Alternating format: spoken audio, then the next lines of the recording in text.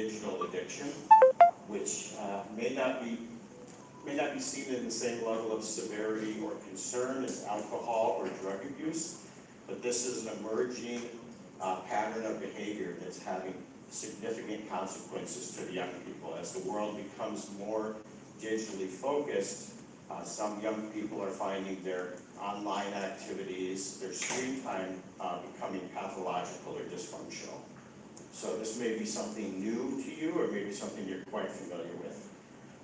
Then we're going to speak specifically a little bit about the third culture kid phenomenon. So because we're a service provider primarily in English language, young people who are native English speakers are very likely to be children of expats or foreigners working in Thailand or cross-cultural couples. And most of you, especially the educators, are probably familiar with the term third culture kid. So we have staff who's going to address what that definition means, why it's relevant, and the specific risks and concerns that are unique to that population. We're going to take a lunch break at 12 o'clock from 12 to 1, at which time, if you'd like to address any specific questions or concerns, all of our staff members will be available during that time. But keep in mind, we're going to end the session with a bit of an open forum, a question and answer session. So we're not going to pause for questions during the first 2 hours as we present, but we welcome your questions. We look forward to your questions either during the lunch break if you'd like to speak personally, or at the end of the session in front of the whole audience. We'll be taking questions both from the guests in person and those that are joining us online through our live stream.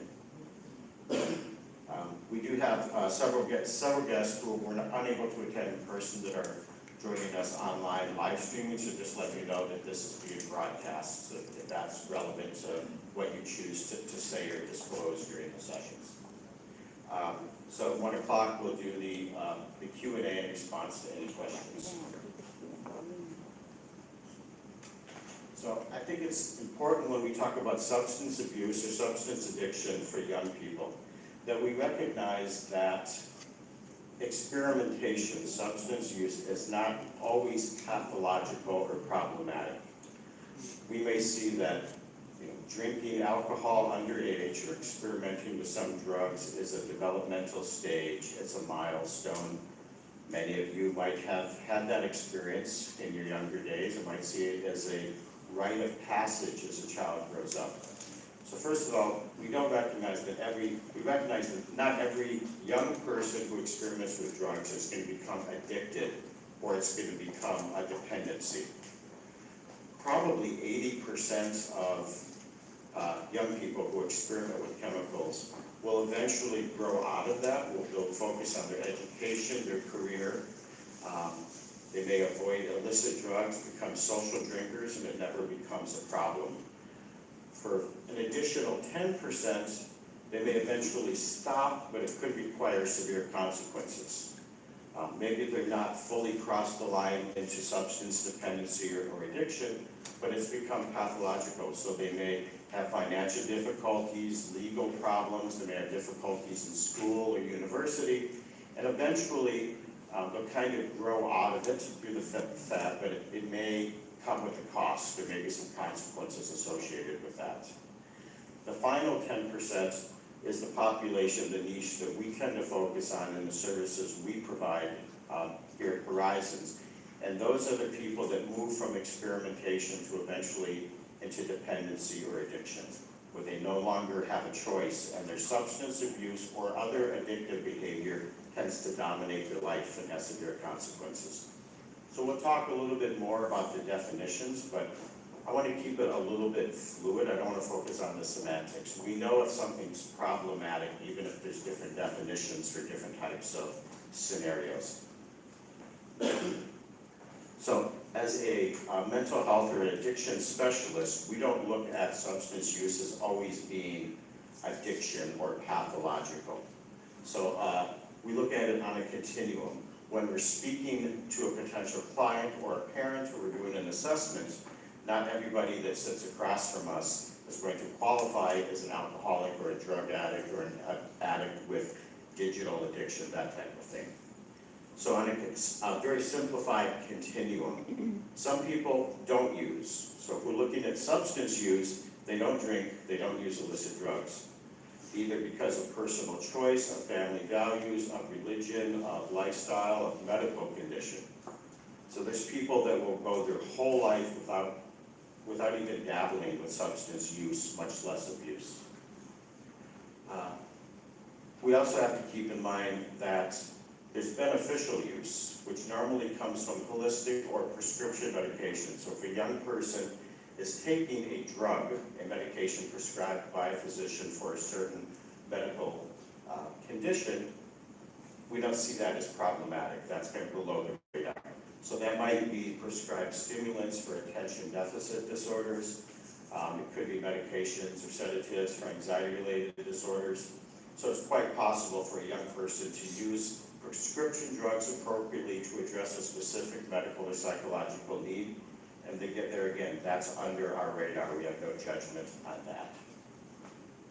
What we'll often see with young people is what we call the non-problematic use, without any physical or mental health impact. So this is a person that has some beers at their friend's house, they buy some marijuana at a music festival. These are the young people that can take it or leave it. If there's an opportunity, if it seems to be appropriate, if it's the right environment, they may indulge in a chemical even if it's illegal or if they're too young to legally use this chemical, but they're not driven. It lacks the obsession and compulsion. When they're not using it, they don't think about it, they don't seek it out. They have not learned to be dependent on that chemical in order to function. So the majority of young people will probably stop at this phase. Their substance use will not get any more serious. Problematic use is when patterns and types of use that have a higher risk in physical and mental health impacts. So think about problematic use is when consequences start to occur in relationship to the substance. If you get picked up by the police, that's problematic. If you do poorly in school because you're hungover during finals or because you didn't study enough because you were partying, that's problematic. If you fall down and get injured because you're under the influence of a chemical, that's problematic. So problematic use is often when the first red flags or warning signs pop up. This does not mean that the person's a drug addict or an alcoholic. It means that their use is starting to create consequences that hopefully an adult in their life, a parent, an educator, a counselor will start to recognize and address. Problematic use could progress into potentially harmful, episodic use that may be leading to harmful effects. So this, we may see things such as using in isolation. It's no longer a social tool. They're seeking out chemicals, using it as a coping mechanism, self-medicating. When I'm depressed, I take this chemical, it makes me happier. When I'm anxious, when I'm experiencing anxiety, this chemical helps relax me. We also may see them at this point starting to set aside some of their income towards substance purchase, and if they can't afford it, they may be borrowing money, stealing from their parents' purse, that type of thing.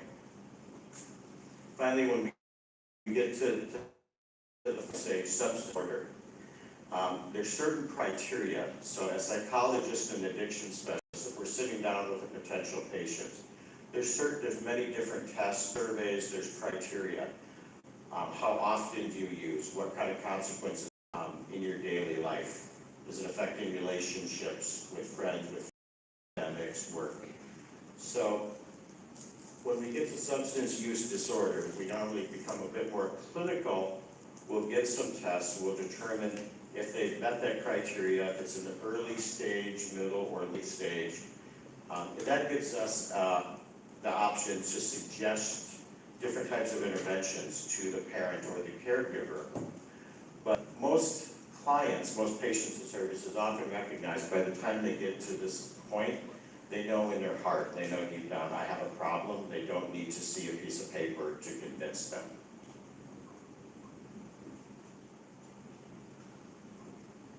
So this is just kind of a similar, another model of the continuum of substance use, ranging from abstinence, people who just simply don't use illicit drugs or alcohol, to the experimental and recreational use, which, as I mentioned, most young people would do this. It might be later in high school, it might be when they go off to university, when they have a level of freedom.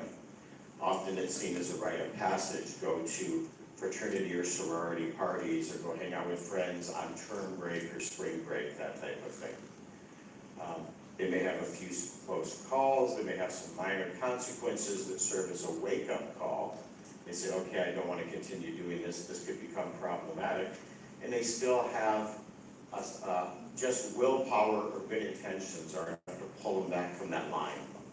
Of course, when the risky and harmful use begins, that's where the professionals and the parents need to pay attention, and we may be brought in to discuss what the options are for the young person. So the risky and the harmful can be anything from using chemicals that we think less of as recreational and more addiction prone. So opiates or amphetamines as opposed to just alcohol or marijuana. It could be behaviors they engage in when they're under the influence of chemicals. So a person might take high-risk behavior, drive under the influence, have unprotected sex, engage in illegal activities that they normally would not do if their judgment wasn't impaired by the substance use.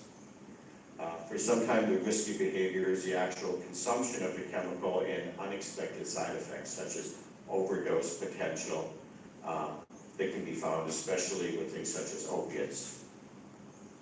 Finally, we get to dependence. So a cluster of behavioral, cognitive, psychological phenomena that develop after repeated substance use. Dependent state has some particular criteria. Usually we'll see obsession, meaning they think too much, even if they're not using it, they think about when's the next party, when's the next time I can score, when can I get somewhere where I can consume this chemical. We see compulsion, which you might think of as a reduction in impulse control.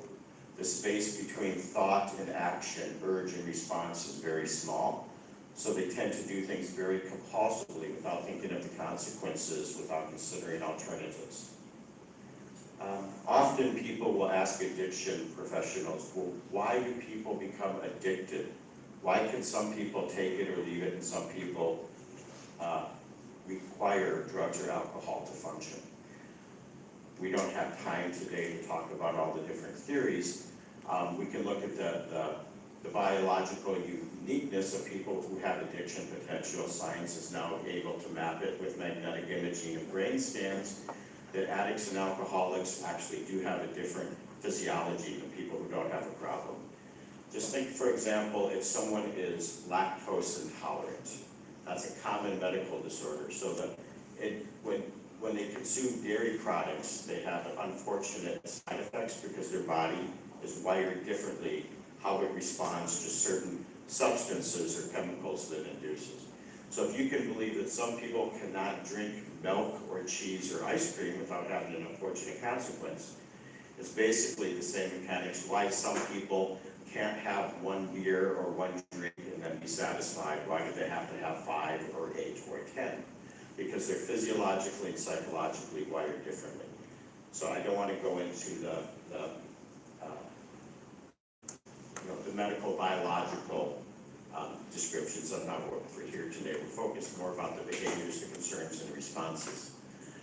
But generally speaking, the most simplified explanation I can give someone who wants to know, why do people use drugs? Why do they need to use drugs? Why do they need to drink to excess? And with 30 plus years experience working in the addiction field, my response is generally it's one of 2 reasons. That they believe the chemicals give them something that they naturally lack. It gives them confidence, it makes them more charismatic, it makes them more creative. They feel, if I don't consume this chemical, I'm deficient, I'm lacking something that I need to be as good as everyone else. The second category is people think that the chemical, the alcohol, the drug, whatever it happens to be, takes away something undesirable. It takes away my fear, it takes away my insecurity, it takes away the bad memories of things that happened to me that I don't want to think about. Generally speaking, addicts, whether their addiction is alcohol or drugs or gaming or gambling or sex, they use an external stimulus to change an internal feeling. That I need to engage in this behavior or consume this item in order for me to be okay. When I'm not engaged in this behavior, I'm not okay, I'm not good enough, I'm not comfortable in my own skin.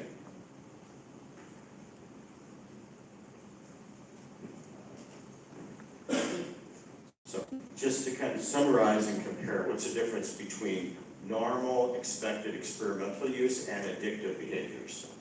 So substance abuse can appear casual, while addiction usually exhibits more serious symptoms. So even if a person is using chemicals and there's consequences, it's problematic, they probably have not crossed over that line into clinical addiction. Addiction is nearly always associated with withdrawal symptoms. If a person's a casual user, they may have mild hangovers.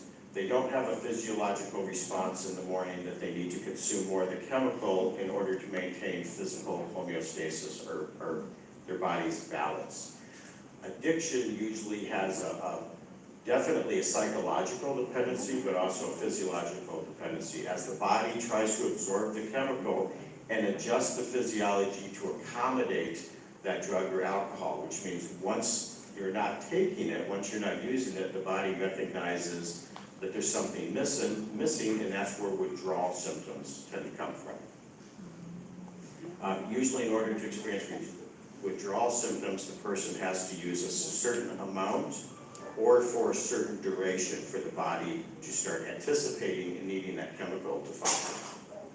Addiction is considered a mental disorder, while substance abuse is not necessarily a diagnosis. So a lot of terminology and criteria in the mental health field is often driven by insurance companies or funding. For example, if your child has a substance abuse problem, you went to your insurance provider, and their assessment said, oh, they have a substance misuse abuse. They're mild. The insurance probably would say, we can't really cover that. That does not meet the criteria that requires our intervention. Where if they have an addiction diagnosis, it's more likely that it's going to be seen as a pathological disorder, whether it's physical or mental. Substance abuse alters the brain briefly, while addiction alters the brain permanently.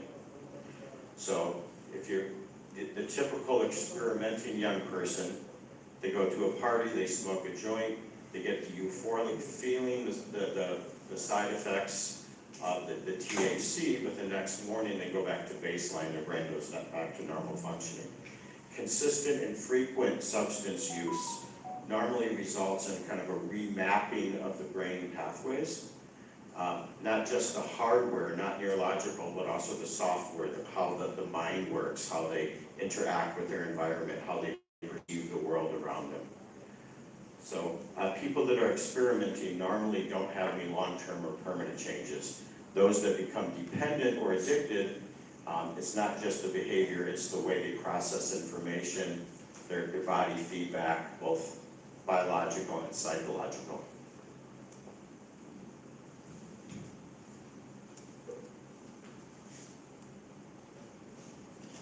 So now I'm going to hit you with some statistics just to show that there is research, there is data that supports a lot of what we're presenting today. So this is just a graph, came out in 2020, looking at 8th graders, 10th graders, and 12th graders, and it was a survey based on their alcohol consumption, alcohol use. So as you see, when they asked 8th graders, have you ever used alcohol? Only about 25% have or admit to having used alcohol. The older the child, the more likely the numbers are going to be. When we go to, let's say, the middle, the past month, if you consumed alcohol, remembering that all of the subjects of the survey were underage, therefore not legal to consume alcohol. We see the 8th graders as low as 10%. You might see that as a low number or a high number based on what your expectation is. However, a 2-year difference from 8th to 10th grade will go up to 20%, and over 33% of 12th graders or high school seniors admitting to have consumed alcohol in the last month.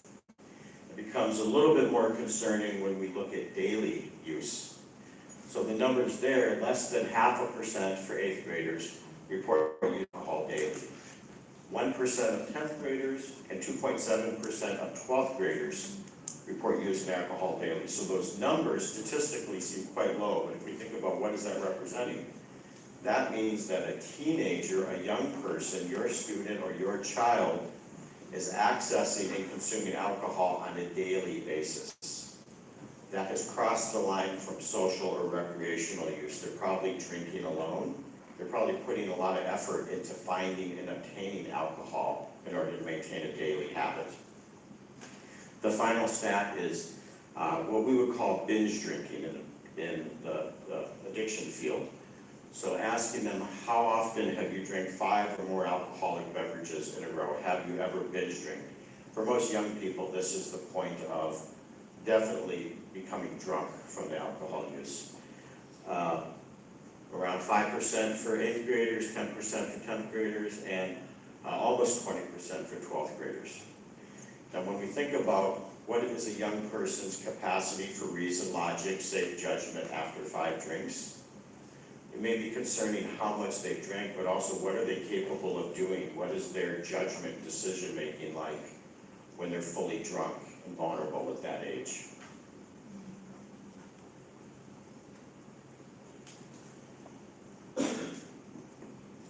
So the following kind of gives an example when we talk about alcohol and drugs. What are our teenagers using? This data is kind of global. It's worldwide. It's not specific to Thailand. But to give you an idea of what are the go-to substances for young people, this graph does not show alcohol. Alcohol would normally dominate or be at the top of every type of survey such as this. So going after alcohol, asking young people what they've used, I believe the survey was in the last year. We have 37% looking at marijuana or hashish, then you roll in synthetic marijuana, which is new products being developed on a regular basis. Then it goes down to prescription drugs, such as opiates or stimulants, moving down to things that can be found over the counter, under the counter, or prescription, whether they're buying that off the street or manipulating physicians to get prescriptions for it. With young people, as the list goes down, it tends to be the more what we consider hardcore or adult chemicals, but they're still being accessed. What's concerning here in Thailand is basically every mind-altering drug in the world is available in Bangkok. The vast majority, are produced within the region. So in another survey, this is about 11 years old. 1 in 9, about 11% of young people have used prescription drugs non-medically within the past year. Right? That can be narcotics or opiates that they've used for the high. It can be stimulants such as Adderall or Ritalin that they're using to stay awake or perhaps even to help them study for finals. They might think that there's a functional use of it. But these are those who use prescription medications for uses other than they should be prescribed for. Going along with that, 25% of young people who began using drugs at age 13 or younger met clinical criteria for addiction sometime in their lives.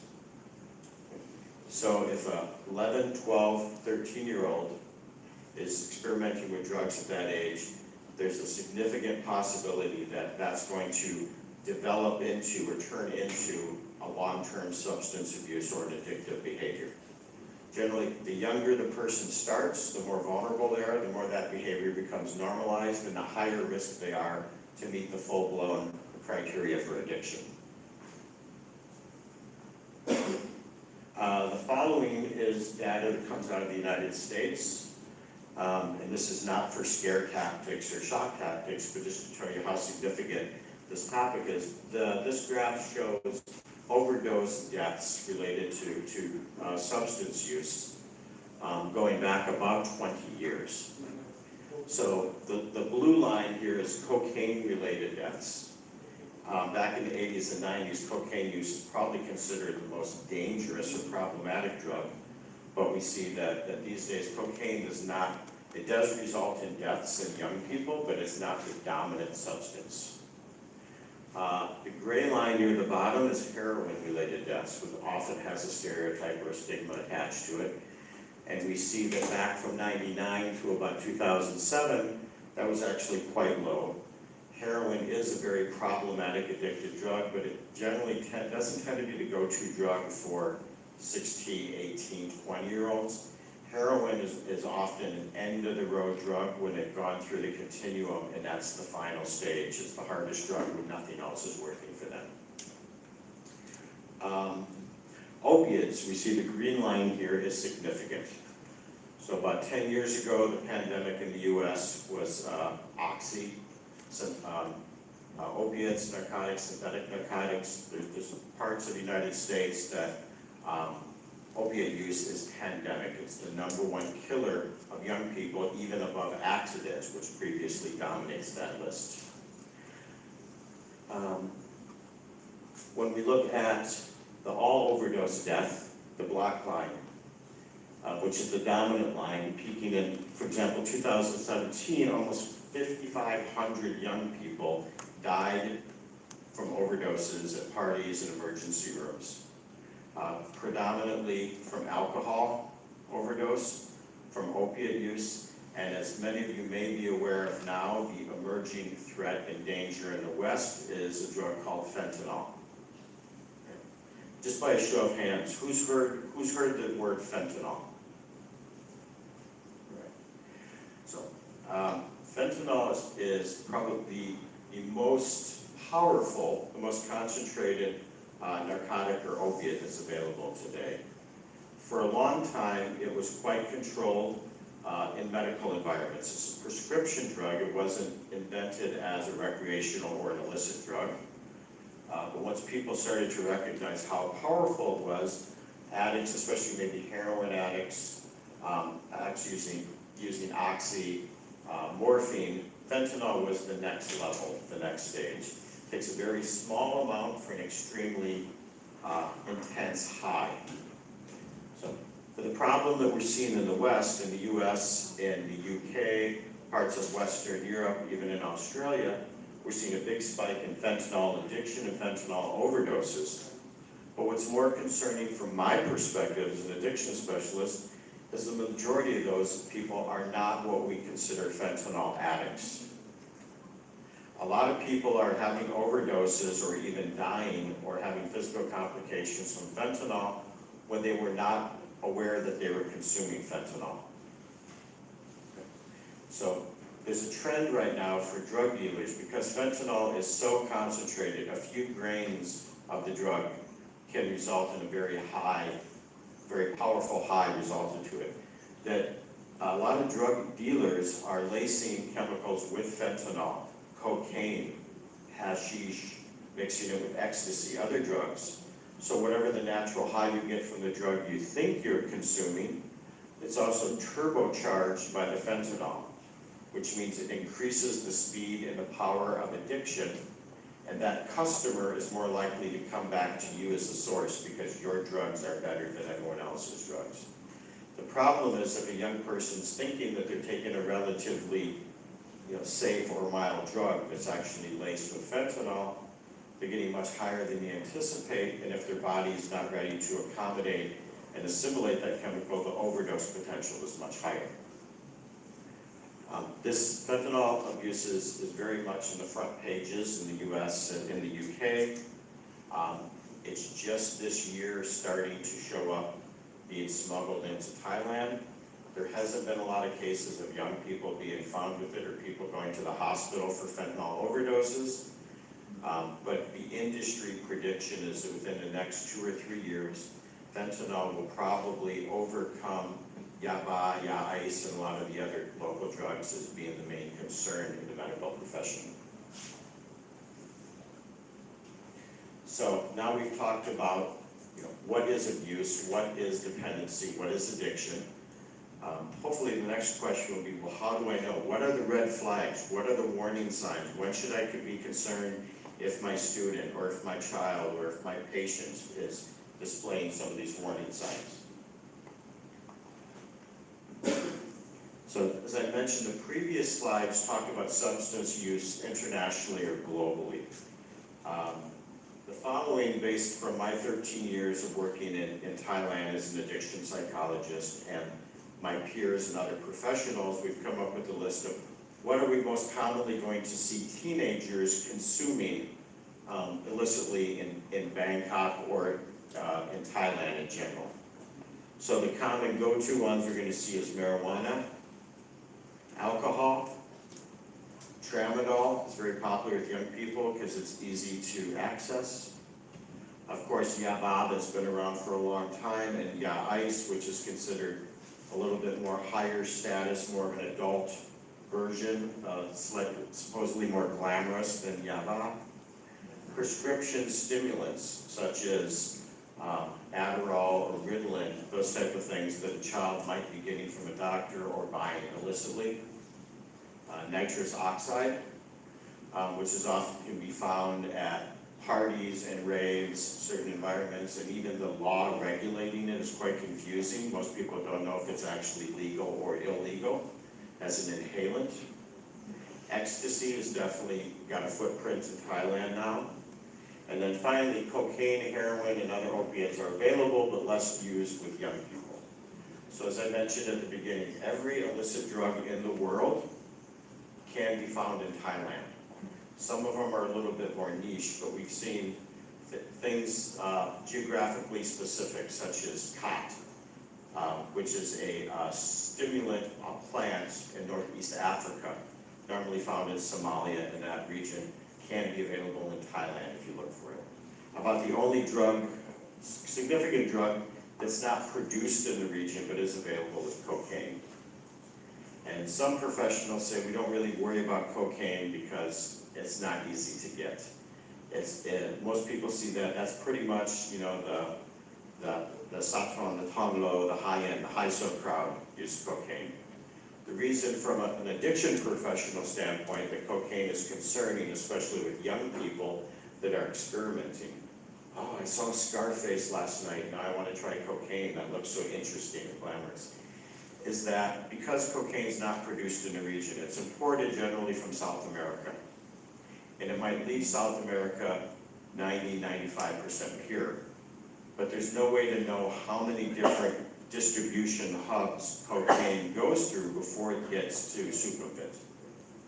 So a person might be using cocaine that's 10% cocaine, 90% baby formula or laxative, or what we call cut. Non-mind-altering chemicals. So they think they're doing large amounts of cocaine when they're actually doing quite diluted. That's fine, but the next time they're at a party and somebody offers them some and they say, well, I know I can do a large amount. But they may actually be consuming something that's had a straight pipeline and is 80% or 70% pure. So that same line of cocaine that they did last week with little effect could result in cardiac arrest, could end them in the emergency room. So there are no illicit drugs that we're not concerned about in the addiction professional field, but there's some that have more immediate or more serious physical risk or side effects than others. Some of the variables related to substance abuse in young people. So you may ask, well, why do some people get involved in drugs and alcohol and some don't? This is not comprehensive and it's not absolute. You may know a child or have a child that meets every one of these criteria and will not develop a problem. There may be young people who don't meet any of these criteria and still develop a problem, but these are some general ideas, suggestions to look at. So we're finding, contrary to popular belief, students in international schools have a tendency to develop serious drug dependency, where it used to be thought that the government schools are where all the drugs and the problems are, international students are exempt from that. But we're going to see why some of the unique criteria for variables for international students might be significant. coming from a single-parent household. That doesn't mean that a single parent cannot parent or that they're not qualified, they don't care, but it often means that one parent is working a full-time job or more to supplement, to try to bring in income for the family, for the child. In a single-parent household, there tends to be less supervision. The parent is busy with their job or their career. The child has more free time or unsupervised time. When there's substance abuse present in the home, if the parent drinks every night, if the parent does some type of illicit drug, it's quite hypocritical, unrealistic to think the child is going to listen when they say don't do drugs, even though I do drugs. So there is a fairly high correlation between parental substance abuse and child substance abuse. Frequent relocations, and this is something one of my co-presenters is going to talk about within the third culture kid topic. Every time a child has to relocate, a new neighborhood, a new school, whether their parent is following a career path or their job requires them different duty stations, if we think about the impact on the child, they lose their friends, they're the new kid in school, they don't know anybody, their insecurity rises, their anxiety rises, and when you're the new kid in school, what's the easiest crowd to find acceptance in? If it's the athletes, you actually have to have athletic prowess. If it's the academic students, you have to have a great GPA. But if it's what we used to call the stoners or the heads, the kids that smoke marijuana in the parking lot and go down to Carson Road on the weekend, all you really need is 200 baht and willingness to join their behaviors to be accepted. So frequent relocation is often associated with substance abuse in young people. Secondary pathologies such as depression disorders, mood disorders, anxiety can often be related to substance abuse, and normally because the child tends to self-medicate. They don't like the way they feel with the condition they're under, so they find a chemical that alters that feeling to try, in an attempt to try to feel better, feel good, to feel like they think everyone else feels all the time. Excessive unsupervised time. If you go to work in the morning at 8 o'clock and you don't see your child till you come home at 10, and you're just assuming between the time school ends and bedtime that they're being responsible and appropriate and not getting up to any kind of mischief, that might be making the opportunity for them to act out a little bit too easy. Excessive disposable finances. This is something that we tend to see more in the international school students than the government. And the reason being that, generally speaking, students at international schools come from families with a higher socioeconomic status. They have higher allowance, they have access to more money. So where a government student experimenting with drugs might be limited to the opportunity. Who's got some, where can I find it? A student who has a large disposable income may say, well, I know who to call, I can get it whenever I want because I have the money to buy it. Finally, lack of hobbies and interests. So we see a strong correlation between young people that are focused, that have goals. I know where I want to go to university, I'm into athletics, I'm into art, music, dance, I have a passion, I have a hobby, thing that really matters to me. Those people are less likely to become involved in substance abuse because they recognize that's going to be a distraction, it's going to interrupt their goals. And often they get their self-esteem, they get their self-identity, their validation through their extracurricular, through their